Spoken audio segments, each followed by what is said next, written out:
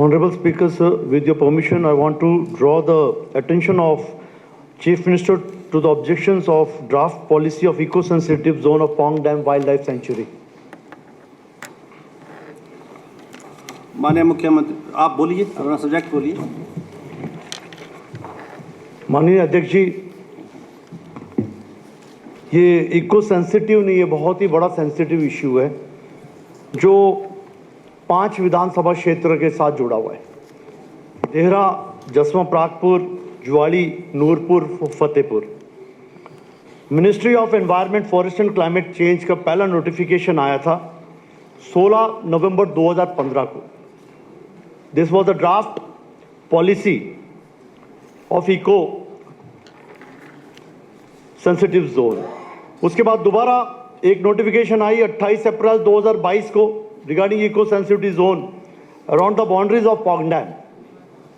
ये जो पोंग डैम है ये 207 स्क्वायर किलोमीटर का फैला हुआ है और इसे वाइल्ड लाइफ सेंचुरी का जो स्टेटस है ये 7 जून 2013 को दिया गया और वेटलैंड इंटरनेशनल इंपॉर्टेंस का है, ये 1994 को दिया गया एंड इंटरनेशनल रामसर साइट 2002 में डिक्लेयर की गई। सर अध्यक्ष जी, एक पोंग डैम एक ऐसा मुद्दा है जो पिछले 55 साल से आज दिन तक सॉर्ट आउट नहीं हुआ। 25,000 परिवार इस पोंग डैम में उजड़े और आज दिन तक ये नहीं पता कि पोंग डैम का मालिक कौन है। बीबीएमबी है, हरियाणा है, राजस्थान है, पंजाब है। हमारा हिमाचल का क्या शहर है? क्या ये पोंग डैम हिमाचल में पड़ता है कि उन राज्यों में पड़ता है? हम कोई कार्य नहीं कर सके। आज भी पोंग डैम में हम खेती बाड़ी नहीं कर सकते। वाइल्ड लाइफ वाले आ जाते हैं और डराते हैं कि भाई खेती करोगे तो एफआईआर लॉन्च हो जाएगी। क्लेम आज दिन तक नहीं मिला। 7,000 लोगों को आज दिन तक पेंडिंग है, मुरब्बे नहीं मिले और जिन्होंने राजस्थान में जिनको जगह मिली उनको वहां से एट गन पॉइंट भगा दिया गया, मार करके भगा दिया गया। मोर देन 100 डेथ्स, 100 मर्डर्स हुए हमारे हिमाचलियों के राजस्थान में 1972 से लेके आज दिन तक। एक मार से अभी तक हम उबर नहीं पाए और एक दूसरी इको सेंसिटिव की मार। इसमें लिखा गया कि 6 महीने के भीतर भीतर ऑब्जेक्शंस रेज किए जाए, पर 6 महीने बीत चुके हैं। 28 अप्रैल 2022 किसी ने कोई ऑब्जेक्शन रेज नहीं किया क्योंकि किसी को पता ही नहीं था, ना पंचायतों को पता, ना विधायकों को पता। हमारे फतेहपुर के विधायक भवानी जी यहाँ बैठे, शायद इनको भी नहीं पता। मैंने पूछा कल, विक्रम जी बैठे, इनको पूछा, इनको नहीं पता। किसी विधायक को नहीं पता कि कौन किसने सर्वे किया, किसने 116 स्क्वायर किलोमीटर वर्ग, 116 किलोमीटर स्क्वायर किलोमीटर का वर्ग इको सेंसिटिव में डाल दिया और किसी विधायक को नहीं पता, किसी पंचायत को नहीं पता, किसी को नहीं पता। तो सर आज ये जो मुद्दा मैंने नियम 62 में उठाया सर, ये बहुत ही सेंसिटिव है। इसमें मैं मुख्यमंत्री जी का इंटरवेंशन चाहता हूं, राज्य का इंटरवेंशन चाहता हूं। जब ये वेटलैंड डिक्लेयर की गई तब भी किसी को नहीं पूछा गया, तब भी किसी की राय नहीं ली गई और सीधा वेटलैंड डिक्लेयर कर दिया गया। वेटलैंड की परिभाषा क्या है? वेटलैंड होता दलदल और हमारी जगह दलदल नहीं है। ये एक रिजर्वर है, पानी खाली हो जाता है। नदौन से लेकर के पटोली तक पानी खाली हो जाता है, ज्वाली से लेके नगरोटा से लेके ज्वाली तक पानी खाली हो जाता है। सिर्फ 4 महीने के लिए माइग्रेटरी बर्ड्स आते हैं, 4 महीने के बाद वो बर्ड्स भी चले जाते हैं। उसके बाद 8 महीना कोई पंछी नहीं होता, सिर्फ आवारा पशु और जानवर होते हैं वहां। उन आवारा पशु और जानवरों को ये वाइल्ड लाइफ वाले आज दिन तक काबू नहीं कर पाए। लेकिन यदि इंसान वहां पर खेतीबाड़ी करता है तो जरूर ऑब्जेक्शन होता है। तो ये हमारी वाइल्ड लाइफ सेंचुरी का हाल है। सर मैं इन वाइल्ड लाइफ सेंचुरी वालों से पूछता हूं कि आपने वाइल्ड लाइफ तो डिक्लेयर कर दिया, कितने इंटरनेशनल टूरिस्ट आए आज दिन तक? इन 20 सालों में कितनी साइटें आपने डेवलप की, कितनी इनकम आपने स्टेट को, राज्य को कमा के दी? आपने 1 रुपया इन्होंने कमा करके नहीं दिया आज दिन तक। ना कोई हिमाचली को एम्प्लॉयमेंट मिली। और फिर और आप हमारा 120 स्क्वायर किलोमीटर एरिया ले रहे हो आप। Total area from the boundary 50 metre से 1.5 किलोमीटर का वर्ग 114 स्क्वायर किलोमीटर का वर्ग लिया जा रहा है, और जनता को इसके बारे में, किसी एमएलए को इसके बारे में पता ही नहीं। एनवायरमेंट मिनिस्ट्री ने कहा कि जोनल मास्टर प्लान बनाया जाए जिसमें forest, wild life, agriculture, revenue, UD, tourism, RD, irrigation, municipal, Panchayati Raj, pollution, PWD विभाग शामिल होगा। हमने इन विभागों को पूछा, किसी को नहीं पता। बोला मॉनिटरिंग कमेटी होगी जिसमें conservator of forest, DFO, NGO, SDM देरा, एसडीएम ज्वाली शामिल होंगे। कमेटियां बना दी गई सर, लेकिन कोई किसी को आइडिया नहीं कि what should be the master plan, what should, क्या करना है क्या नहीं करना है। हमारा जब हमने ये नोटिफिकेशन पढ़ी, इसमें लिखा गया वेरी इंपॉर्टेंट लैंड यूज जो भी इको सेंसिटिव जोन में इलाका होगा shall not be used or converted into the areas for commercial or residential or industrial activity। आप कुछ नहीं कर सकते इस इलाके में। Eco sensitive zone may be permitted on recommendation of monitoring committee and with the prior approval of the competent authority under Regional Town Planning Act and other rules and regulations of central government। हर कार्य के लिए central government में जाना होगा, हर काम के लिए आपको सेंट्रल गवर्नमेंट के पास जाना होगा। चाहे सड़क बना लो, आप बिजली के पोल भी नहीं लगा सकते। हर काम के लिए आपको सेंट्रल गवर्नमेंट के पास जाकर के गुहार लगानी पड़ेगी। क्लियर कट लिखा है, eco sensitive shall be corrected by the state government after obtaining the views of monitoring committee once in each case, and correction of the said error shall be intimated to the central government in the Ministry of Environment। Sir notification के आगे पढ़े आप। New construction of hotel resort shell not be allowed with in the 1 kilometre of the boundary. हम कहते हैं कि tourism को बढ़ावा देंगे, कैसे देंगे जब आप इसको अलाउ ही नहीं करेंगे। इसके लिए भी आपको जाना होगा। Provided that beyond the distance of 1 kilometre from the boundary of the protected area till the area of the extent of eco sensitive zone. Sir माननीय अध्यक्ष जी,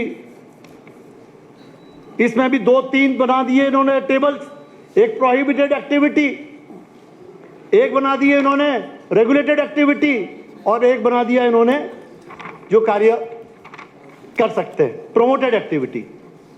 यदि आप प्रोहिबिटेड एक्टिविटी में देखें, उसमें क्लियर कट लिख दिया गया, new industries and expansion of existing polluting industry in the eco sensitive zone shall not be permitted, mining operation can not be permitted, establishment of major hydro projects prohibited. तो मैं sir आज इस सदन में यही जानना चाहता हूं, क्या यह eco sensitive zone Himachal Pong dam में लागू होगा कि नहीं होगा। इसमें टोटल गांव 51 गांव को ले लिया गया। 51 गांव में जैसे सुकनाड़ा में 219 हेक्टेयर जमीन ले ली गई जो कि ज्वाली क्षेत्र का पड़ता है। आपके देरा बाड़ी राजगढ़ जो कि पूरा पॉपुलेटेड एरिया जहां पर पूरी बस्ती बसी हुई है, वहां पर 122 हेक्टेयर का एरिया ले लिया। इस तरह से जंबल बस्ती जो जसवा प्रागपुर का इलाका है उसमें 150 हेक्टेयर जमीन ले ली गई। तो सर इस इको सेंसिटिव जोन का सर हम सभी लोग विरोध करते हैं। ये अभी तक ड्राफ्ट पॉलिसी है, हमें ये नहीं पता कि ये ड्राफ्ट पॉलिसी रेगुलर हुई है या नहीं हुई है। कल को कोई भी एनवायरमेंटलिस्ट उठ के आ जाएगा, जिस तरह वो हमें कल्टीवेशन नहीं करने दे रहे, जिस तरह हमें खेतीबाड़ी करने नहीं दे रहे डैमोस्टियों को, फिर ये कोई एनवायरमेंटलिस्ट आ जाएगा, कोर्ट में चला जाएगा और फिर हम एक लक्कड़ दे देगा ताकि हम इस इलाकों को भी हम छोड़ दें आगे आने वाले समय में। तो मुख्यमंत्री जी, ये बहुत ही सेंसिटिव मसला है। ये हमारे 5 लाख डैमोस्टियों का मसला है जो कि पूरे जिला कांगड़ा में बसे हुए, चाहे आपका नदौन में भी है, ज्वालाजी में भी है, शाहपुर में भी है, धर्मशाला में भी है, ये सभी का ये मसला है। इसको सर, इसको जैसे भी हो इसको रोका जाए और जितना ज़्यादा ऑब्जेक्शन लगा सकते हैं इसको ऑब्जेक्शन लगे। जब तक कि हमारे पौंग डैम ऑस्टीज सेटल ना हो जब तक कि उनके 7,000 परिवारों को सेटल ना किया जाए, जब तक उनको मुरब्बे नहीं मिलते, जब तक उनको पैसा नहीं मिलता, सर इसको आप काइंडली रिजेक्ट करें। इसको हिमाचल में अगर लागू किया गया तो मैं आपको दावे के साथ कहता हूं कि लॉ एंड ऑर्डर प्रॉब्लम जरूर आएगी, लोग सड़कों पे उतर आएंगे आने वाले समय में। यह मसला आज एक का मसला नहीं है, यह मसला 2.5 लाख लोगों का मसला है। आज मैं सदन से हमारे माननीय मुख्यमंत्री से जानना चाहता हूं कि इसको आप इंप्लीमेंट करेंगे। जो पिछले भी, मैं तो कहूंगा कि जो वेटलैंड है इसको भी रिजेक्ट किया जाए, इसको भी हटाया जाए, और ये जो जमीन है इसको हिमाचल के नाम पे किया जाए। जो आज ये जमीन बीबीएमबी के नाम पर है, इस जमीन को भी जो है हिमाचल सरकार अपने नाम पे करे, तब जाकर के हम कुछ कर सकते हैं। नहीं तो ये फिर एनवायरमेंटलिस्ट के जो भी है अपने एनवायरमेंट के नाम पर जो है दफ्तरों में बैठ करके ये किया जाएगा। अब इतनी लंबी चौड़ी लॉन्गिट्यूड लैटिट्यूड की लिस्ट दे दी, कौन किसान को पता क्या होता क्या नहीं होता लॉन्गिट्यूड लैटिट्यूड? हमें नहीं पता तो उनको कैसे पता चलेगा? तो इसके ऊपर सर आप सदन को सर आज बताएं कि क्या करना करेगी सरकार इसके ऊपर। और ये जनहित का मामला है, लोगों में बहुत ज़्यादा जो गुस्सा और रोष है इस वक्त, क्योंकि अभी अभी कई लोगों के ऊपर एफआईआर लॉन्च हुई है जिन्होंने कल्टीवेशन की है, जिन्होंने खेतीबाड़ी का कार्य किया। कल को इन्हें भी खेतीबाड़ी से रोका जाएगा। तो मैं अध्यक्ष जी, मैं माननीय मुख्यमंत्री जी से सदन में चाहता हूं कि इसका टोटली विरोध करें और इसे इम्प्लीमेंट ना किया जाए। आपने बोलने का मौका दिया, आपका बहुत बहुत धन्यवाद। माननीय मुख्य अध्यक्ष जी, एक प्रश्न है जिसका अनयूटिलाइज्ड फंड, लैप्स्ड फंड के ऊपर था।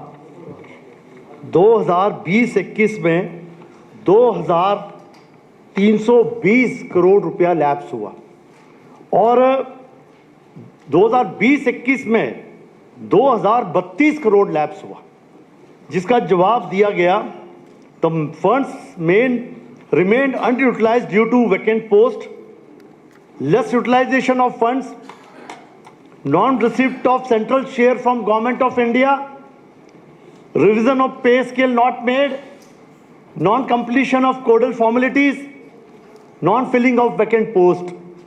तो सर ये इतनी बड़ी अमाउंट 2320 करोड़, 2032 करोड़, तो मैं जानना चाहता हूं क्या ये पैसा अभी भी है? इसको कैरिड फॉरवर्ड किया गया कि ये लैप्स हो चुका है? दूसरी बात कि कौन रिस्पॉन्सिबल है for non completion of codal formalities के लिए? कौन अफसर इसके लिए रिस्पॉन्सिबल है? सेंट्रल शेयर नहीं मिला उसके के लिए कौन रिस्पॉन्सिबल है? भर्तियां नहीं हुई, कौन रिस्पॉन्सिबल है? पे स्केल का रिवीजन नहीं हुआ, उसके लिए कौन रिस्पॉन्सिबल है? जिसके कारण हमारे स्टेट का 2320 करोड़ और 2032 करोड़ 2020-21 और 21-22 में लैप्स हुआ या अनयूटिलाइज रहा। सर इसी के रिलेटेड एक छोटा सा और मेरा प्रश्न था, police department and allied organisation.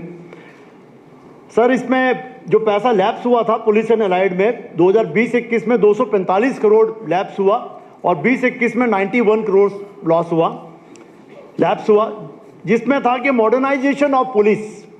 इसी के रिलेटेड सर एक और मेरा प्रश्न था कि पुलिस डिपार्टमेंट को कितनी डाइट मनी दी जाती पर मंथ? तो जवाब आया था सिर्फ 210 रुपए दिए जाते, यानी पर डे 7 रुपए। क्या कोई पुलिस विभाग 7 रुपए में अपना गुजारा डाइट कर सकता है पर डे? अगर ये मॉडर्नाइजेशन के लिए 245 करोड़ लैप्स होता है तो सर मॉडर्नाइजेशन में ये डाइट मनी पुलिस डिपार्टमेंट का बढ़ा दिया जाए, ताकि रोज का वो 100 रुपए का तो खाना खा सके, डाइट ले सके, जो दिन रात ड्यूटी देते हमारे हिमाचल स्टेट के लिए। तो सर 7 रुपया पर डे। Thank you. हमसे जुड़े रहने के लिए हमारे YouTube चैनल को सब्सक्राइब करें और नई वीडियो की नोटिफिकेशन के लिए बेल आइकॉन को दबाएं। अगर आप ये वीडियो Facebook पर देख रहे हैं तो लाइक जरूर करें और ज्यादा से ज्यादा शेयर करें। इसी तरह के और भी अपडेट्स के लिए फॉलो करें हमारा Instagram पेज himachal.k3।